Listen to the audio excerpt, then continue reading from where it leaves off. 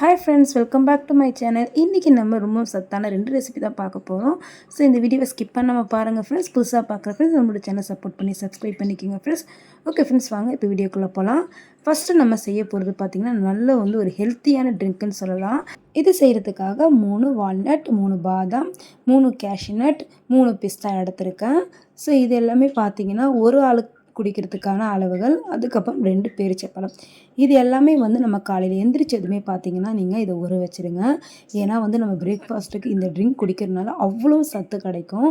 So இது பார்த்திங்கன்னா குறைஞ்சபட்சம் ஒரு 2 மணி நேரம் ஊறினா போதும். ஊறினதுக்கப்புறம் நம்ம ஒரு மிக்ஸி ஜாரில் போட்டு அரைச்சிக்கலாம். வெயிட் கெயின் பண்ணணும்னு நினைக்கிறவங்க இது கூட பால் ஊற்றி குடிக்கலாம்.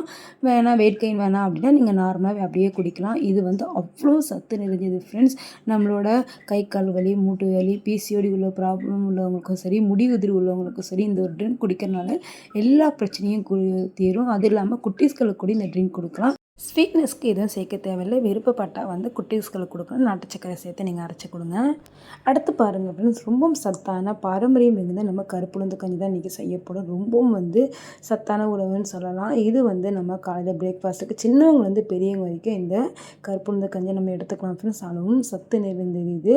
இது நீங்கள் ரெடி பண்ணி வச்சுட்டிங்கனாவே போதும். நம்ம ஒரு பாக்ஸில் போட்டு ஸ்டோர் பண்ணி வச்சுட்டேன். தினமுமே பிரேக்ஃபாஸ்ட்டுக்கு இது எடுத்துக்கலாம். இதுக்கு நான் 250 கிராம் அளவு கருப்புளுந்து எடுத்துக்கிட்டேன். அது மீடியம் டு லோ ஃப்ளேமில் வச்சு நீங்கள் நல்லா வறுத்து எடுத்துக்கோங்க. நல்லா வறுத்து எடுத்ததுமே அது அந்த கருப்புளுந்துடைய ஸ்மெல் வரும். அந்த ஸ்டேஜில் நீங்கள் ஸ்டவ் ஆஃப் பண்ணிடலாம். அதுக்கப்புறம் அதே பேனில் 1/4 கப்பு அளவு ரைஸ் சேர்த்துக்குங்க. நம்ம சமையலுக்கு வடிப்போம்ல அந்த ரைஸ் தான் சேர்த்துக்கிறேன். இப்போ இது எல்லாமே நல்ல மீடியம் டு லோ ஃப்ளேமில் நல்லா வறுத்து எடுத்தாச்சு. இதை ஆற விட்டுக்கலாம். ஆற விட்டதுக்கப்புறம் நம்ம மிக்ஸி ஜாரில் போட்டு அரைச்சி எடுத்துக்கணும் ஃப்ரெண்ட்ஸ். இப்போ இது ஆறுனதுக்கப்புறம் மிக்ஸி ஜாரில் போட்டு நல்லா அரைச்சி எடுத்துக்க வேண்டியது தான். அதில் லைட்டாக கொரகொரப்பாக இருக்கும். நம்ம நல்லா சலிச்சு எடுத்துக்கோங்க. ஸோ இந்த மாதிரி நம்ம அரைச்சி வைக்கிறதுனால ஒரு பாக்ஸில் போட்டு ஸ்டோர் பண்ணி வச்சுக்கோங்க ஃப்ரெண்ட்ஸ். நம்ம வேணும்னும் போது எடுத்து காலையில் பிரேக்ஃபாஸ்ட்டுக்கு நீங்கள் ஜஸ்ட் ஒரு ஆளுக்குன்னா 1 டேபிள் ஸ்பூன் அளவு நீங்கள் போட்டு காய்ச்சினாவே போதும். நல்ல திக்னஸாக இருக்கும். இப்போ பாருங்கள், நல்லா சலிச்சு எடுத்துக்கிட்டேன். ஸோ இதை நான் இப்போ ஒரு நல்ல ஏர்டைட்டான பாக்ஸில் ஸ்டோர் பண்ணி வச்சுக்கிட்டேன் ஃப்ரெண்ட்ஸ். இப்போ இது எப்படி செய்யுதுன்னு பார்க்கலாம். இப்போ நம்ம ரெடி பண்ணி வச்சுருக்க இந்த கருப்பு உளுந்து 1 டேபிள் ஸ்பூன் அளவு போடுறோன்னா 1 கிளாஸ் அளவு தண்ணி சேர்க்கணும். இப்போ நான் 2 டேபிள் ஸ்பூன் அளவு போடுறதுனால 2 கிளாஸ் அளவு தண்ணி சேர்க்க போகிறேன். சேர்த்துட்டு நல்லா மிக்ஸ் பண்ணிக்கோங்க. இது கட்டிப்பதம் எதுவும் இல்லாமல் நல்லா விஸ்க் வச்சு நல்லா மிக்ஸ் பண்ணிக்கோங்க ஃப்ரெண்ட்ஸ். இந்த மாதிரி நல்லா மிக்ஸ் பண்ண பார்த்தீங்கன்னா அந்த கட்டிப்பதம் இல்லாமல் போயிடும்.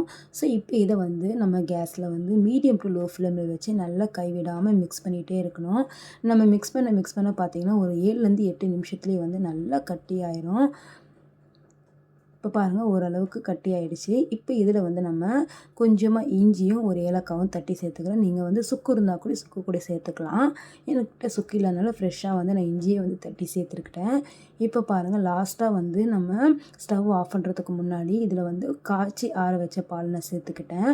இப்போ இந்த ஸ்டேஜில் நீங்கள் ஸ்வீட்னஸ்க்காக சுகர் சேர்க்குறதா இருந்தால் சுகர் சேர்க்கலாம். நான் இப்போ ஸ்டவ் ஆஃப் பண்ணதுக்கப்புறம் நாட்டு சக்கரை சேர்க்குறேன். ஸோ நாட்டு சக்கரைலாம் பார்த்திங்கன்னா ஸ்டவ் ஆனில் இருக்கும் போதே சேர்த்தோன்னா நம்ம பால் சேர்த்துக்கிட்டோம்னா கொஞ்சம் திரிஞ்சு வந்துடும். அதுக்காக தான் நான் ஸ்டவ் ஆஃப் பண்ணதுக்கப்புறம் நாட்டு சக்கரை தேவையான அளவு சேர்த்துக்கிட்டேன். மோஸ்ட்லி ஒயிட் சுகருக்கு பதில் இந்த மாதிரி நாட்டு சக்கரை, கருப்பட்டி இந்த மாதிரிலாம் சேர்த்து கூட நீங்கள் குடிக்கலாம். அவ்வளோ ஹெல்த் ஃப்ரெண்ட்ஸ் நம்மளுக்கு. இப்போ இதில் பார்த்தீங்கன்னா லாஸ்ட்டாக கொஞ்சம் துருவின தேங்காய் கூட சேர்த்துக்கோங்க. நல்ல டேஸ்ட்டாக இருக்கும். நீங்கள் குட்டீஸ்களுக்கெல்லாம் கொடுக்குறதா இருந்தால் கொஞ்சம் பாதாம், நட்ஸ் எல்லாமே நீங்கள் நெய்யில் வறுத்து அதில் மேலே போட்டு கொடுத்தா கூட நல்ல டேஸ்ட்டாக விரும்பி குடிப்பாங்க.